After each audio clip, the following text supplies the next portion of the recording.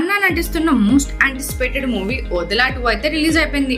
ఆ movie review, positives, negatives చూసుకునే ముందు మన ఫిల్మీ బౌల్ ఛానల్ని లైక్ చేయండి, షేర్ చేయండి, సబ్స్క్రైబ్ చేసుకోండి. హలో మూవీ లవర్స్, 2022లో ఓటీటీలో విడుదలైన వదలా రైల్వే స్టేషన్ పెద్ద హిట్ అయిన విషయం తెలిసిందే. ఆ సినిమాకి సీక్వెల్ గా సంపత్ నంది దగ్గరుండి మరీ తీయించిన వదలా 2 తమన్నా అయితే కీలక పాత్ర పోషించింది. అశోక్ తేజ అయితే దర్శకత్వం వహించారు. ఈ మూవీ టీజర్, ట్రైలర్ తో ప్రేక్షకుల్లో అంచనాని రెట్టింపు చేశాయి. అయితే స్టోరీ చూసుకుంటే ఒక గ్రామంలో ఒక అమ్మాయి మిస్సింగ్ కేసు నుంచి స్టార్ట్ అవుతుంది. ఇదైతే ఒక ఆత్మ రివెంజ్ డ్రామా అన్నమాట. సో ఇంకా నటీనటుల పనితీరు చూసుకుంటే వశిష్ఠ అయితే కనిపించకపోయినా వాయిస్ యాక్టింగ్ తోనే ఇంటెన్సిటీ యాడ్ చేశాడు. కొన్ని సీన్స్ లో అరుంధతి అయితే గుర్తొచ్చింది.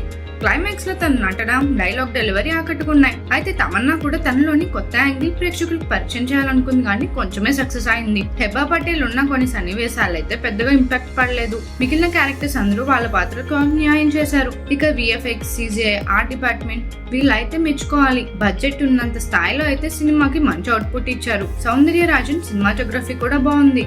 అలాగే అజనీష్ లోకనాథ్ బీజిఎం కూడా బానే ఉంది. టెక్నికల్ గా ప్లస్ గానే ఉన్నా గానీ మైనస్ పాయింట్స్ ఏంటంటే స్క్రీన్ ప్లే. ఫస్ట్ హాఫ్ కొంచెం అలా సాగినా గానీ సెకండ్ హాఫ్ అయితే చాలా లైక్ చేశారు. ఇలా చెప్పుకుంటూ పోతే చాలా మైనస్లే ఉన్నాయి, కానీ మైనస్ కేవలం దర్శకుడు మాత్రమే అయినటువంటి అశోక్ తేజ బాధ్యత తీసుకుంటాడా, లేకపోతే పర్యవేక్షణ చేసిన సంపత్ నంది బాధ్యత వహిస్తాడా అనేది తెలియదు, కానీ మంచి స్కోప్ ఉన్న కథనైతే పూర్ స్క్రీన్ ప్లేతో వీళ్ళైతే డామేజ్ చేశారని చెప్పాలి. ఈ మూవీ మీరు ఆల్రెడీ వాచ్ చేస్తుంటే మీకు ఎలా అనిపించిందో మా కామెంట్ సెక్షన్ లో తెలియజేసేయండి.